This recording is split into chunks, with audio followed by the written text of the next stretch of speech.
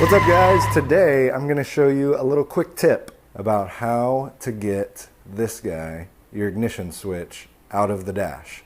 So first thing, you want to put your key in the ignition and turn it to the ACC position, accelerate, accessory, whatever it is, and then you want to just insert a paper clip into that little hole down there.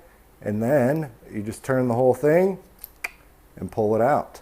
Pretty easy to get that part out. But what's a little bit tricky is right now, if it's still in the dash is actually right in there.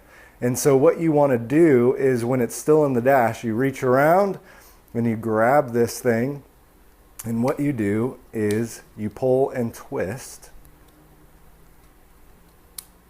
Pull and twist, and then it comes out. So this is still in the dash, now is behind the dash, and that pops out, and it's free. So what you got is you've got these little tabs here that is holding this part in, and so you just got to push it in and twist it out to make the whole thing come out. Pretty easy to take out once you know what you're looking at.